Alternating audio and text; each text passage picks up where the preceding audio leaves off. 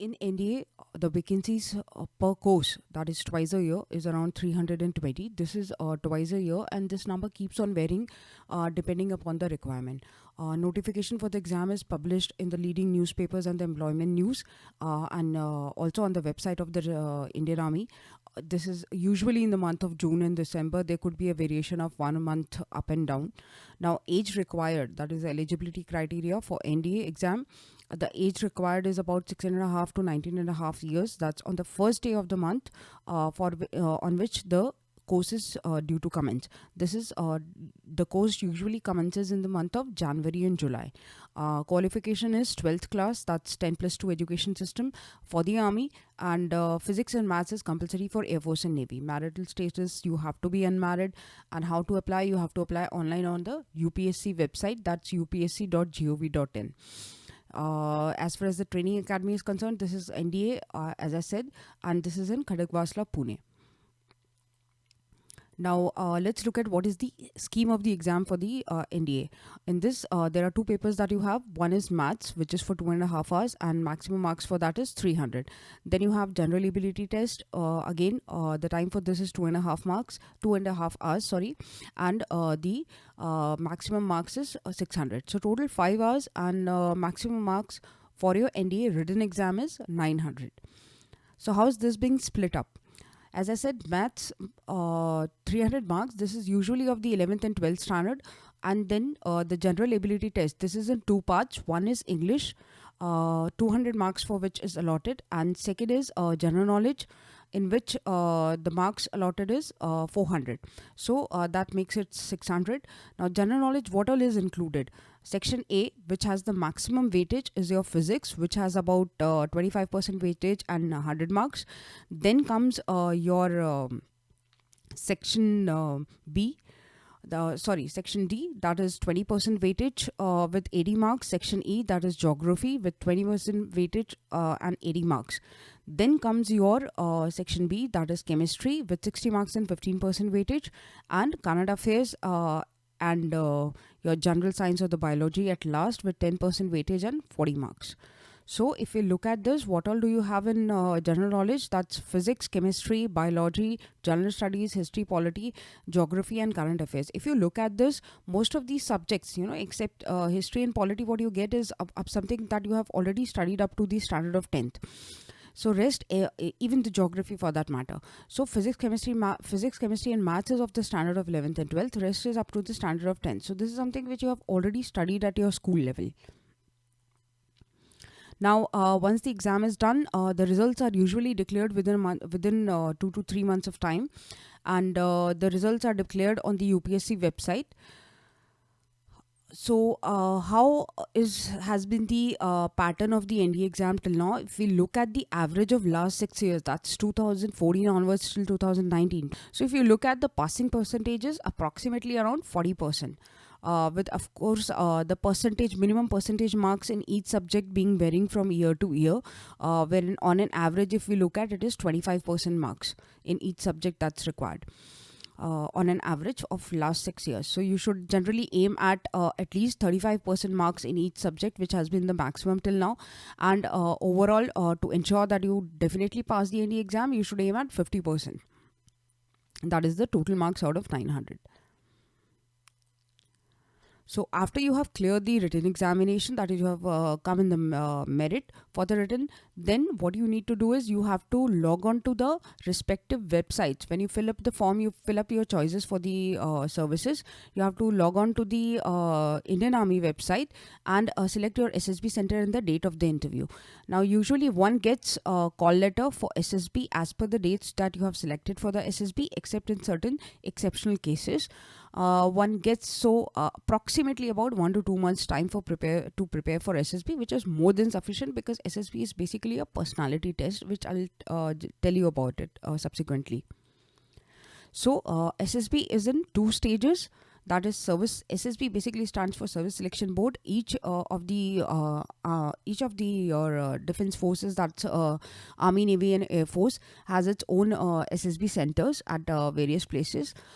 So stage 1 testing includes screening test, which has OIR, that is officer rating, officer intelligence rating, and then you also have a psychology test. So those who clear the screening test, they only move on to the stage 2 testing at SSB, and stage 2 testing at SSB involves psychology test, group tests, and the interview. Will not get into the much of the details of this, but what I would like to tell you here right now, which you should be knowing, is that this is basically a personality test. All these tests which are conducted, this is to judge whether you have the qualities to become an officer in the defense forces or not. So for this is not an exam for which you have to read books or ratify a lot of information. Here you have to just depict your personality, and for them to be able to judge that do you have the qualities or requisite qualities, which are called as OLQs, officer like qualities. So whether you have that or not, that is what is judged. So basically, for anybody who's preparing for the SSB, should know what is the best way to attempt these tests so that you are able to project your qualities to the best that it can be. So once you have given the SSB, then the merit list is prepared. Again, the merit list is published on the UPSC website. So this has been the pattern for the merit list or the marking till now, if we look at the last 6 years average. So for last, say, 2019, if you see, you have to basically score somewhere around 700. That's again close to about 50%, that I would say, out of total 1800 marks. That is, written you had 900 marks, and for SSB your marking is done out of the 900 marks. So total out of 1800 marks, the merit list is prepared, and those who come in the merit, they finally go for the training at the NDA. So at the academy, that's NDA Pune, you are given academic, physical, and basic military training for all three services, that is Army, Navy, and Air Force. You can know more about the academy, that's National Defense Academy, at its website, that's nda.nic.in, as to how the institution is, what all facilities are there, and how the life is there in the NDA.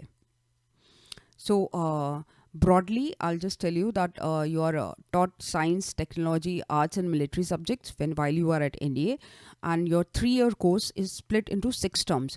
The regimen also includes a lot of physical activities like drill, swimming, horse riding, and full gamut of games and adventure activities. Now, in 3 years at the academy, you are transformed from a cadet to a person who is fit to become an officer, and that's why the curriculum is like this. All the cadets on successful completion of the academics, physical, and service training at the NDA are then also awarded a graduation degree, that is a BSc or BSc Computers or BA. That's from Jawaharlal Nehru University, Delhi. Now, those who are for the Air Force branch, Air Force stream, they are given BTech degree for the flying branch, those for the flying branch and the ground duty technical branch. So those who have opted for the Air Force and they have been selected for the flying branch or the ground duty technical entry, they get the BTech degree after the completion of the training.